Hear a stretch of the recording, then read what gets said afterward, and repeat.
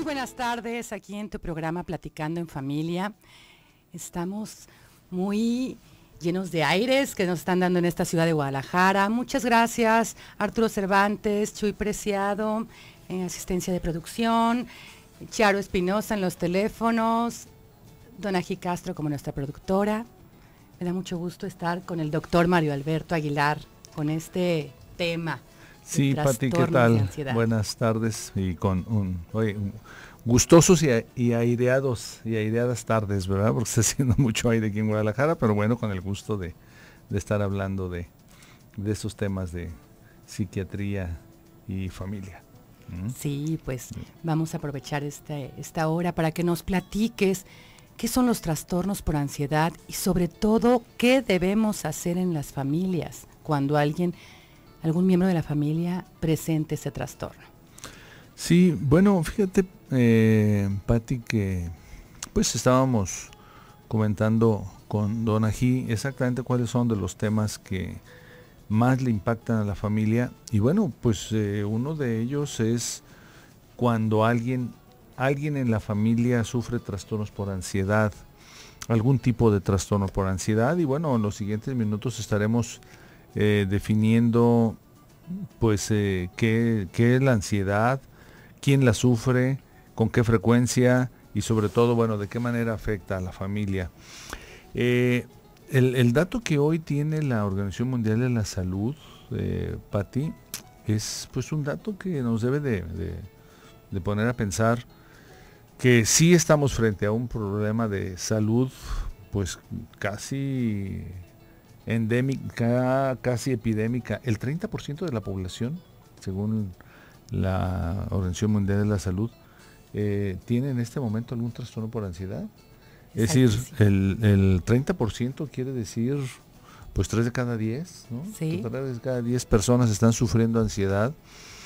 Y bueno, esto significa que, bueno, a la hora que estemos señalando la sintomatología, bueno, podemos darnos cuenta de que esta enfermedad es una enfermedad de entrada, es una enfermedad, un trastorno por ansiedad, es una enfermedad médica psiquiátrica y que desafortunadamente al acompañarse de diferentes síntomas que muchas veces no son psicológicos sino que son físicos, hacen que las personas por un lado no lo detecten a tiempo, pareciera pues que son molestias que pudieran pasar, pero por otro lado son de sintomatología física que hace que las personas vayan con el médico general, con el médico familiar, y de repente al no poderse identificar como trastorno médico psiquiátrico, trastorno por ansiedad, pues entonces se van pasando los días y la persona va a estar con un médico y luego va con otro médico y desafortunadamente esto va impactando en la calidad de vida de la persona,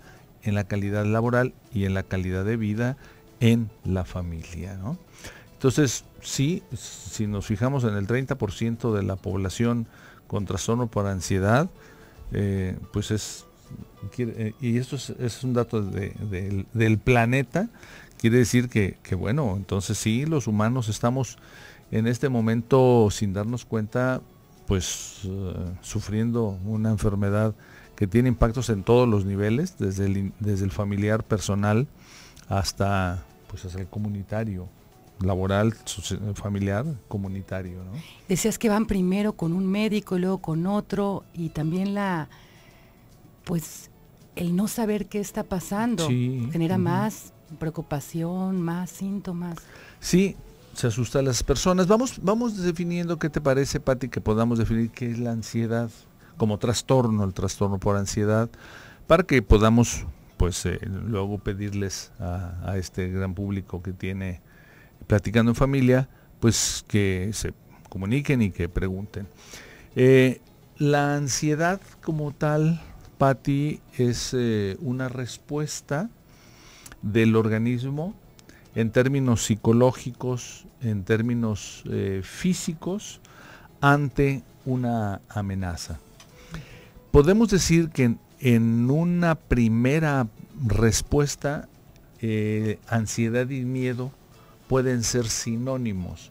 Podríamos decir, la ansiedad es el conjunto de reacciones psicológicas y fisiológicas que el organismo tiene cuando enfrentamos un peligro. Hasta ahí va bien, hasta ahí es preventivo. Es adecuadísimo y está al servicio de la supervivencia.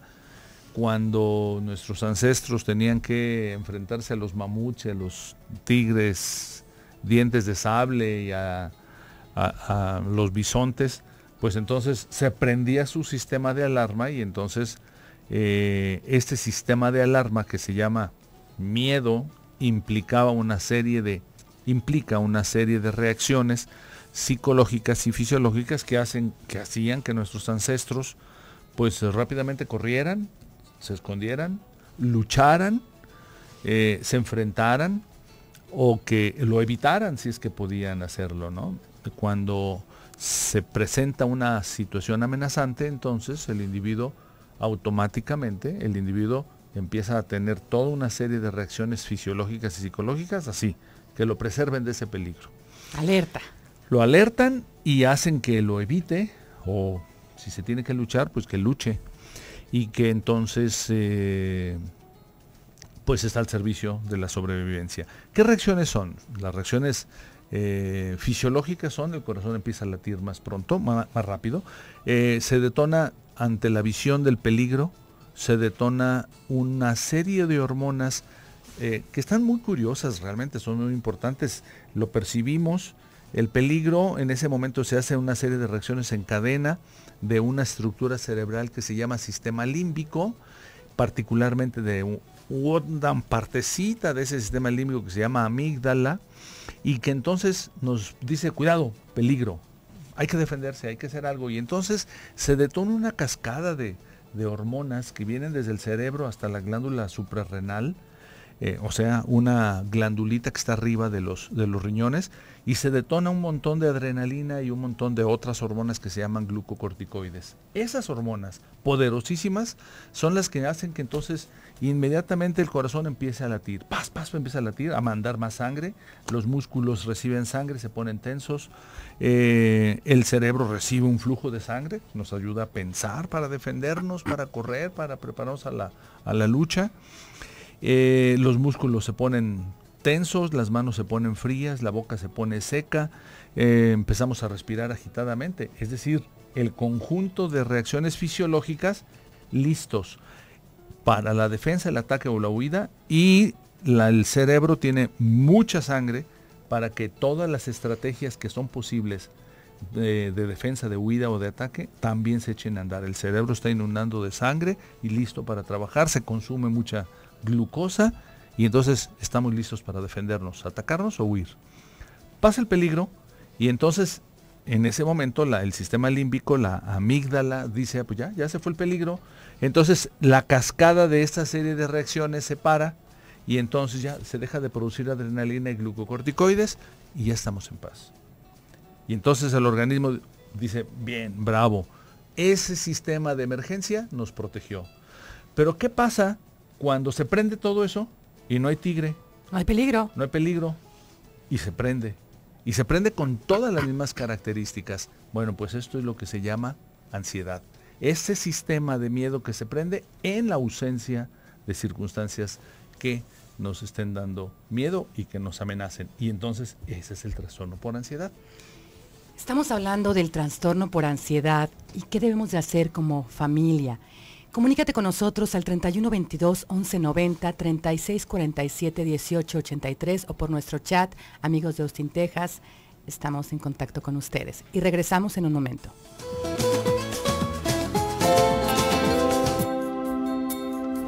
Estamos de regreso en Platicando en Familia con el doctor Mario Alberto Aguilar, médico psiquiatra, terapeuta familiar y de pareja. Precisamente hablando de los trastornos por ansiedad, que nos comentabas que el 30%... Sí, el 30% es el dato último de la Organización Mundial de la Salud. Fíjate, Pati, un dato que nos hace pensar que qué bueno que hay programas como estos en donde, pues para que sepamos y prevengamos, ¿no? Las consecuencias. Sí, y nos comentabas de los síntomas físicos y que llegaban con un doctor. Y que no sabían exactamente. Y también en el corte también platicamos cosas muy interesantes. Sí, Sí, si nos quedamos entonces en el punto en donde ese sistema de alarma que se presenta, que es muy intenso, porque estas hormonas son muy poderosas, Patti, y que deben de estar siempre en cantidades muy bajas, pero que se presentan en cantidades altas cuando estamos frente a la amenaza o al peligro. Entonces, cuando se presentan y no hay peligro, ¿qué pasa? Qué sustote.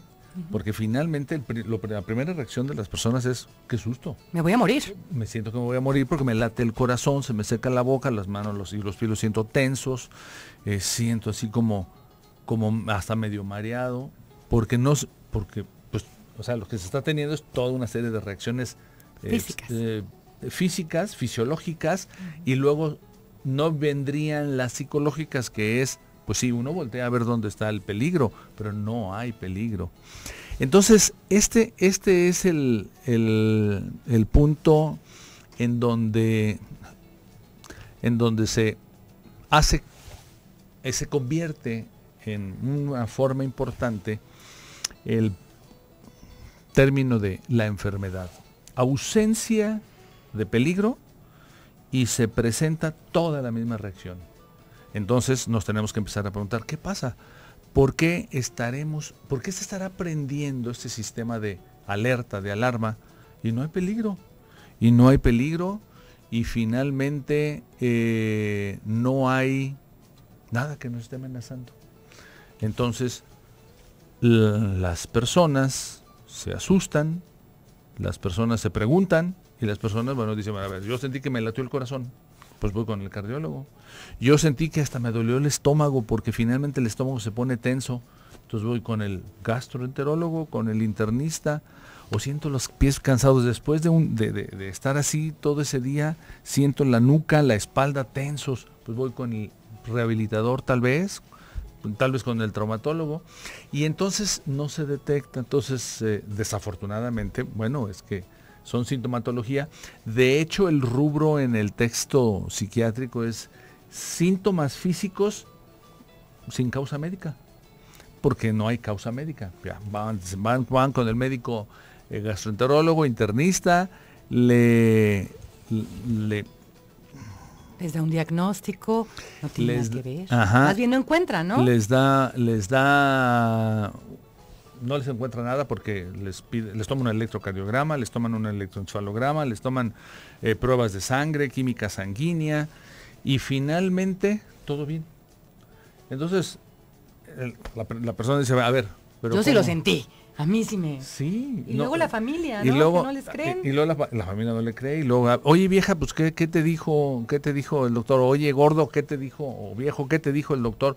O hijo, ya, a ver, doctor, incluso la cápsula nos decía, iban al pediatra, y no, pues no tienen nada. En los niños la ansiedad se manifiesta con un dolor de estómago, es el síntoma más frecuente, fíjate.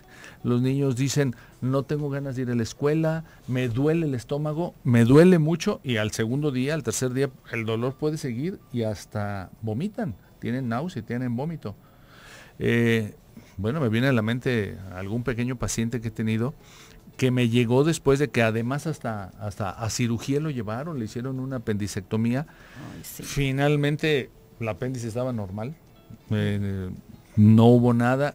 Cuando yo lo recibo en consulta, salgo a la sala por él, venía con sus padres y su hermanita mayor.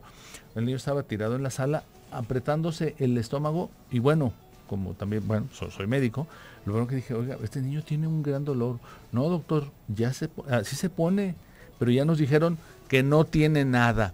La primera frase lapidaria es, no tiene nada. Pero ¿cómo le llega al paciente? Pero entonces, ¿cómo? No tengo nada y yo estoy sintiendo todo eso. El niño tenía ansiedad. Y lo empezamos a ver, ya me dieron el dato de que hasta lo habían operado. Efectivamente, la sintomatología física no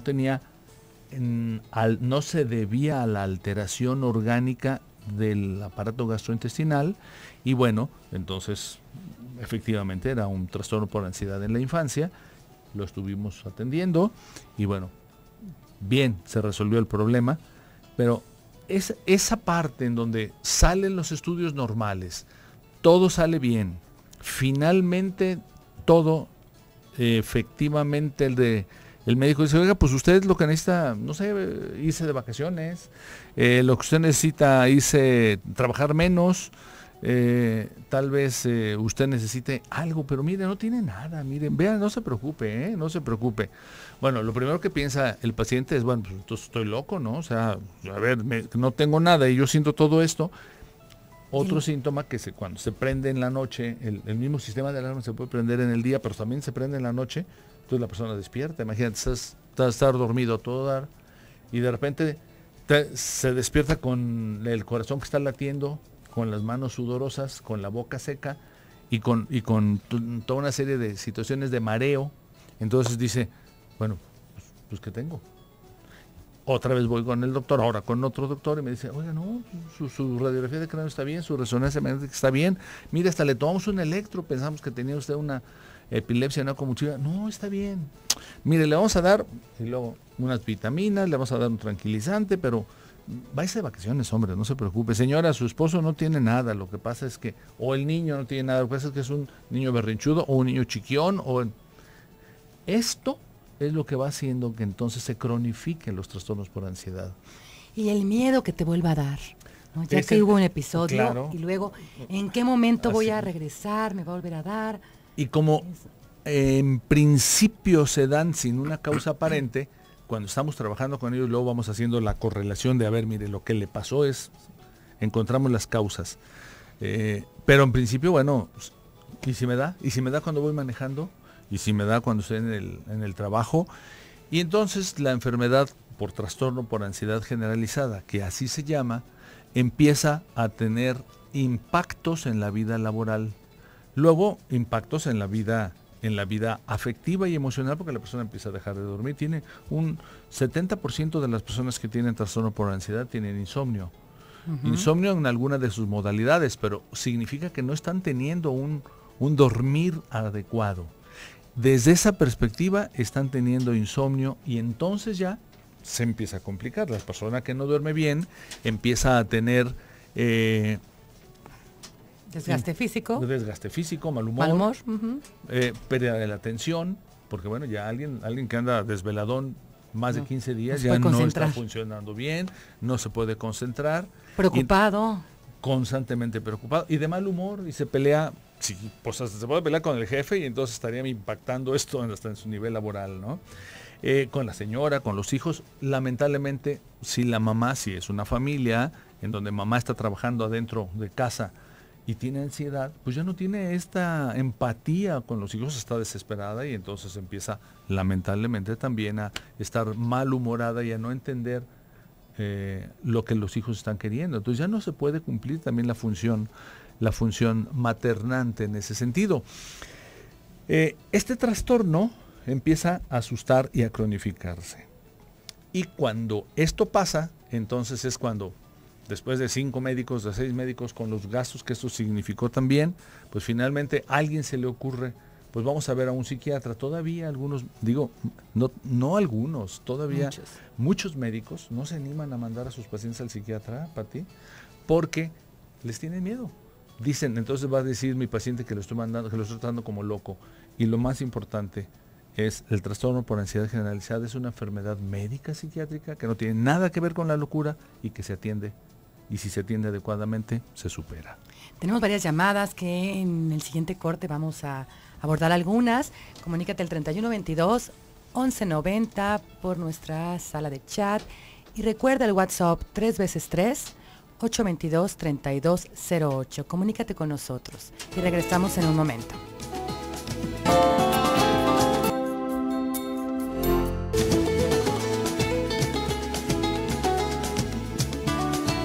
Estamos de regreso aquí en Platicando en Familia con el doctor Mario Alberto Aguilar, médico psiquiatra, terapeuta familiar y de pareja, hablando de los trastornos por ansiedad. Y tenemos varias preguntas, doctor. Dice... Sí, Pati, con mucho gusto.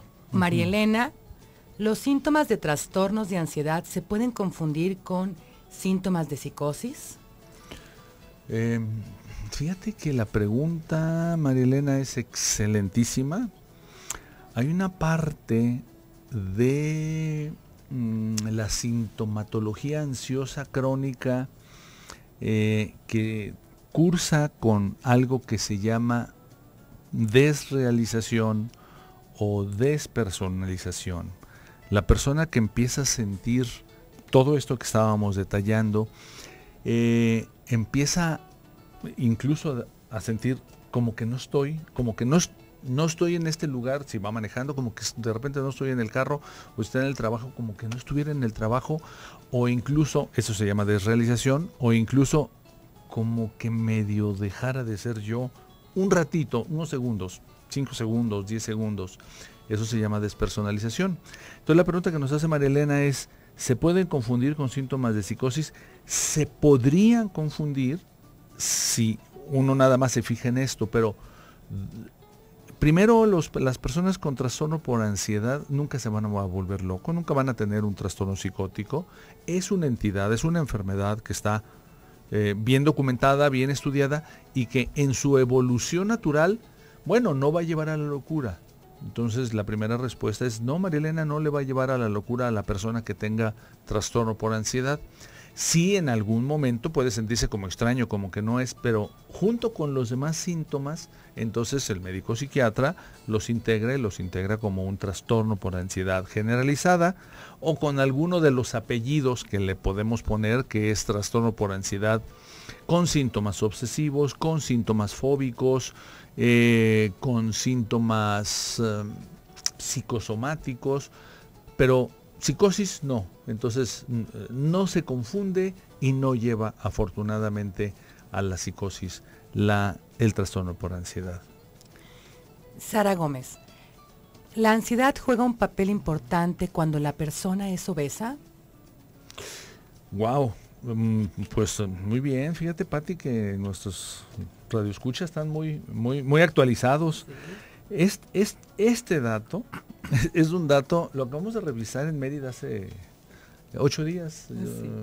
Hace 10 días.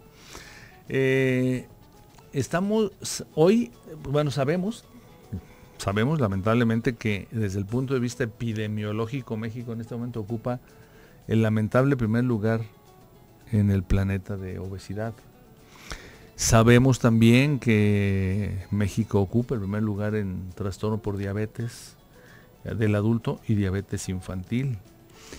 El dato conjunto también es que los obesos del planeta están desafortunadamente en 3 países, es decir, no es que estén, el índice de obesidad mórbida que lamentablemente lastima la salud, están sobre todo en Brasil, en México y en Estados Unidos de Norteamérica. Son los países que tienen más personas con este trastorno por obesidad, pero nuestro país, México, ocupa el primer lugar en el planeta. Qué impacto, qué grave, porque la obesidad es un elemento, una enfermedad que nos lastima nuestro organismo, y la diabetes obviamente también. Y el correlato, y esto revisábamos hace 10 días en un congreso en Mérida, en un congreso internacional, que efectivamente las personas que tienen crónicos estados de ansiedad y que no han sido diagnosticados y por lo tanto no han sido tratados, entonces una de las sintomatologías es que comen de más. ¿Y es ansiedad? Y es ansiedad.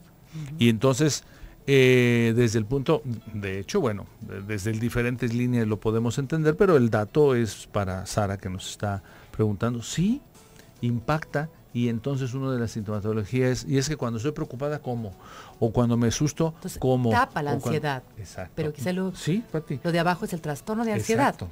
Desde el punto de vista psicoanalítico, la interpretación que nuestros maestros psicoanalistas y los autores psicoanalistas tienen es que efectivamente, como en la sensación es tan difícil, tan intensa, que entonces aparece un mecanismo muy regresivo que es comer. Uh-huh. Y entonces comen todo el tiempo.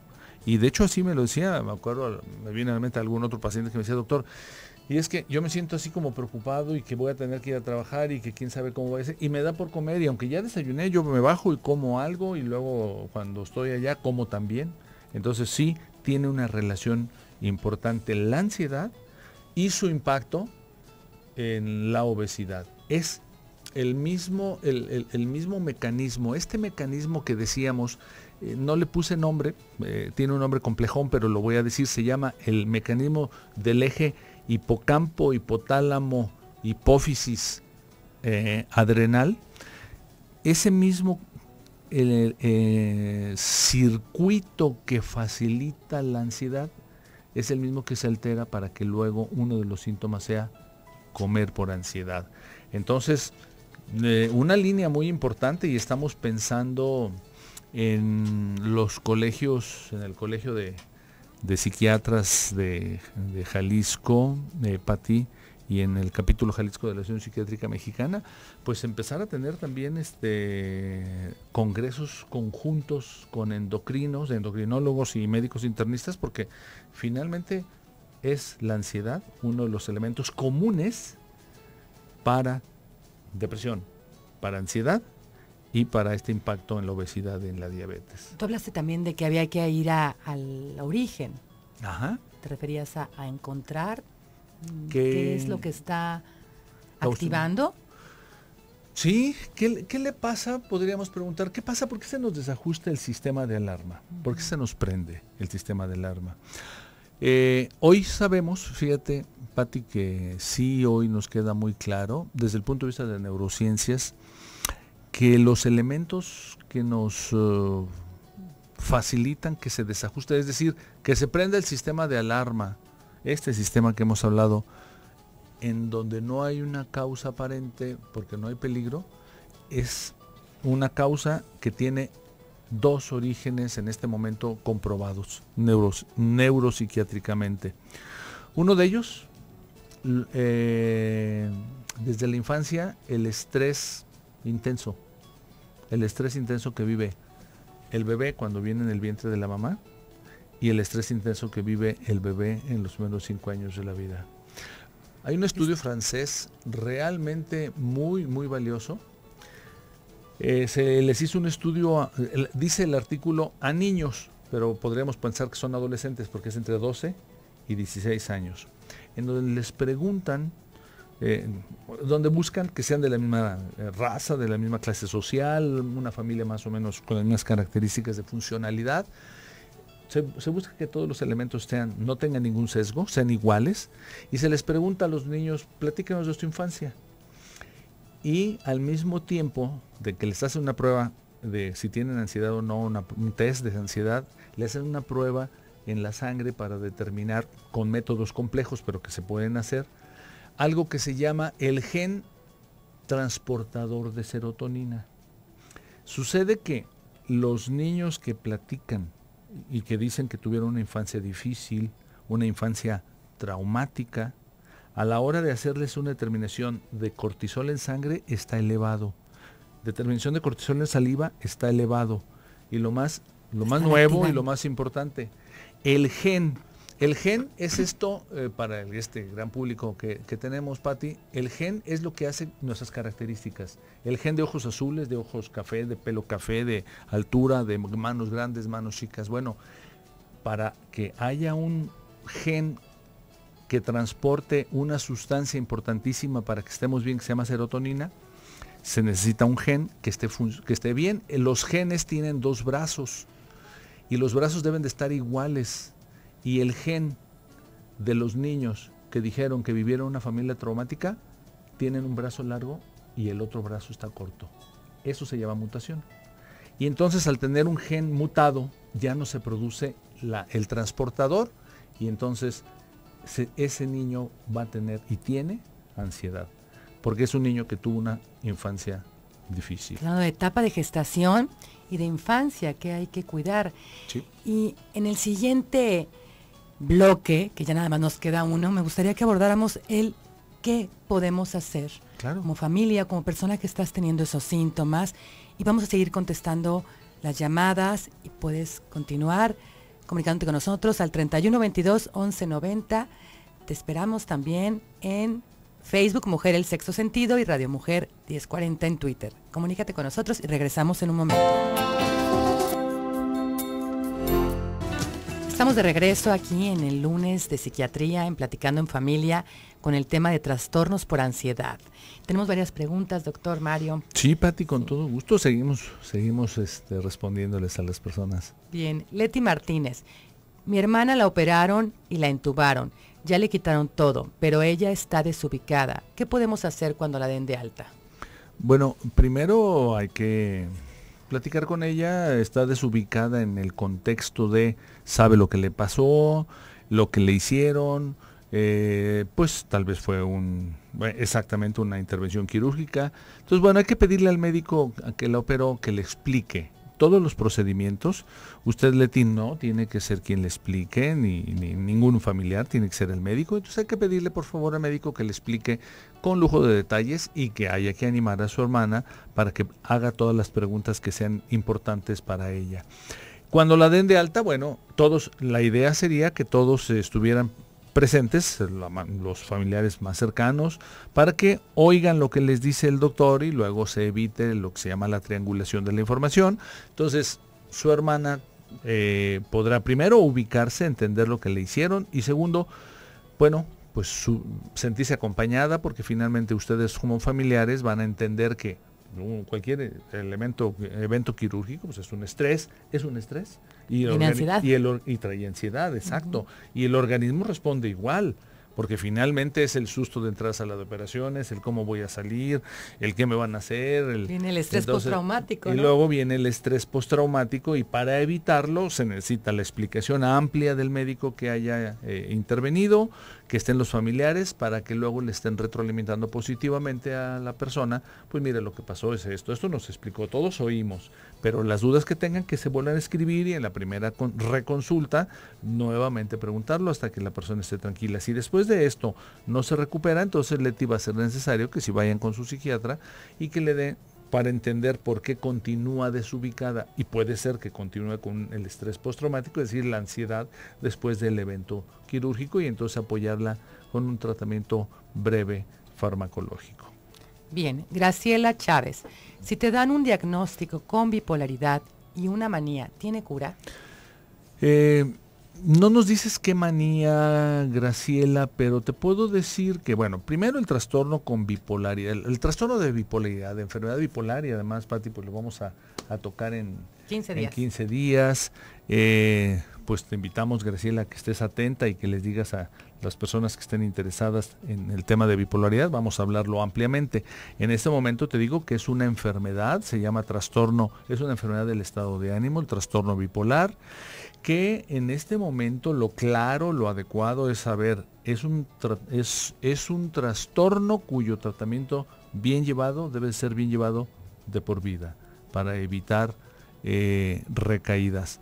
No se cura, si la pregunta es así de clara, no se cura, se corrige. Y se corrige muy bien y la persona vuelve a tener todas las posibilidades de convivir con el mundo, con la familia, con sus seres queridos y con todas las posibilidades de éxito como cualquiera si está llevando a cabo todos los elementos de tratamiento farmacológico y de apoyo terapéutico que se llama psicoeducación en términos de así le pusieron psicoeducación al acompañamiento que se le hace a la familia para que todos entiendan esto. La manía, en términos generales, pues eso es un tic.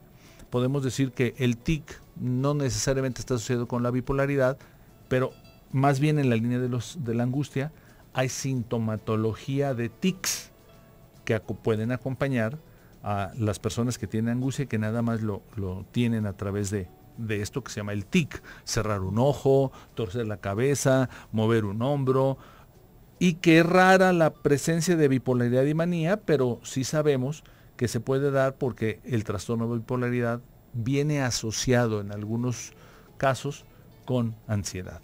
Bien, Sara López te pregunta, mi mamá tiene 85 años, tiene trastorno de ansiedad y le dan una pastilla de paroxetina. Paroxetina, ajá.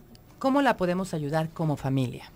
lo Bueno, que queríamos cerrar. Sí, la paroxetina es un medicamento antidepresivo, uno de los que se llaman en la línea de la psiquiatría inhibidor de la recaptura de serotonina.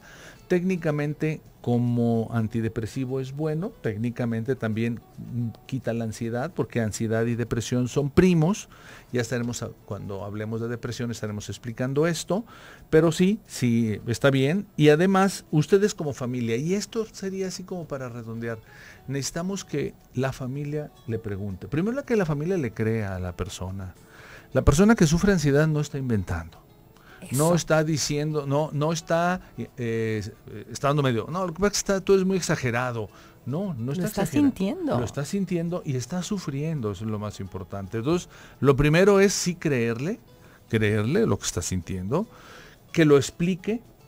¿Qué hacer en el momento que está sintiendo el corazón y que le falta la respiración? ¿Qué nos aconseja? Sí, hay que primero creer. Es real. Es real. Sí, lo estás teniendo.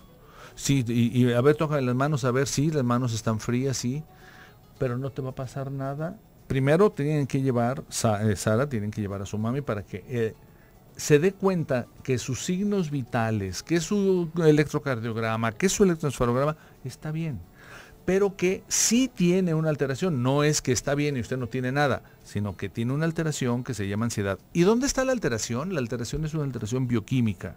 Esto es muy importante, es una alteración bioquímica en esa estructura que señalamos al inicio del programa, que se llama la amígdala. La amígdala es una cosita chiquitita como un chicharito que está en medio del cerebro y que se llama amígdala, que es la que regula la sensación de miedo y detona todo esto. Entonces, si se altera las sustancias químicas, básicamente serotonina y noradrenalina, ahí pues la persona está sufriendo las consecuencias de ello y no lo está inventando. Entonces hay que acompañarle y decirle, bueno, sí tienes razón, te vamos a cuidar para que no te pase nada. Uno, si ya fueron con el médico, acuérdate que el doctor dijo que tus signos vitales están bien, pero que esto se tiene que resolver con un medicamento, y mientras empieza a respirar. Y sí, básicamente uno de los elementos importantes que sí les podemos decir es que se pongan en una bolsa de plástico, Pati, así tan elemental, pero tan a veces increíble. O de papel de una bolsa de plástico, de papel, y empiecen a respirar en ella, unos 5 a 10 minutos, en ella, que respiren, que inspiren y exhalen ahí. Con la nariz adentro de la bolsa. Con la nariz adentro de la bolsa, entre 3 y 5 minutos, y de veras, no es magia, se les va a ir quitando la ansiedad. Y claro, se le va a ir quitando en ese momento para luego ir al psiquiatra. El psiquiatra tiene que hacer el diagnóstico, confirmar que se trata de un trastorno por ansiedad y dar el tratamiento adecuado. Si yo quisiera ser un poquito más exhaustivo en esta pregunta, es decir, ¿y con la paroxetina sola se le está quitando? Si me dijeran que sí, qué bueno, porque en teoría paroxetina quita también ansiedad, pero creo que no se le está quitando. Se necesita redondear el tratamiento con 1 o 2 fármacos en dosis bajitas. Y luego la familia entonces apoyar, decir, en este caso mamá, no te preocupes, no estás loca, sí te creemos, sabemos que estás sufriendo y mejor platícanos cuando tú estás sintiendo eso, ¿qué pensamientos te vienen a la mente? Tú me platicabas, y aprovecho para pedirte tus datos, que de tus pacientes había un gran porcentaje que llegaban con trastornos de ansiedad. Sí, un 30% de pacientes llegan con trastornos de ansiedad. Tienen que acudir. Tienen que acudir con el psiquiatra, Pati. Sí, es un trastorno médico psiquiátrico y entonces la solución es ir con el psiquiatra, ¿no? Y bueno, pues te doy tus datos, por favor. Sí, te doy mis datos con mucho gusto, Pati. 3615-7997 y 3615-7998. Bueno, tenemos una última pregunta antes de que... A ver, vayamos. dice, yo siento que me truena la nuca en la parte baja, a veces siento que me voy a desmayar y ya se me hicieron estudios y no salgo nada. Tengo problemas con mi mamá. Bien, usted ya se tomó estudios, los estudios dicen que usted está físicamente bien, pero la sintomatología nos dice que bioquímicamente tiene que ir con el psiquiatra, que le confirme el diagnóstico y le dé tratamiento. Si usted acepta el tratamiento farmacológico, se le va a quitar esto. Sí, atenderse. Mucho, mucho ojo, y sí que les crean, que sí se atiendan, es, que vayan que directamente a buscar una solución. Encantada de estar esta tarde con contigo. Pati, mucho gusto también de estar aquí contigo en este programa y bueno, pues nos estaremos viendo en el próximo lunes, hablando ahora de enfermedad bipolar, que va a ser muy interesante. Así es, y te invito a que te quedes con nosotros, con Alejandro, al siguiente programa, y también mañana es consulta abierta con el licenciado Alfonso de León Mijes, de Derecho Familiar, y el miércoles consulta abierta directamente conmigo de Escuela para Padres. Te esperamos el día de mañana. Gracias.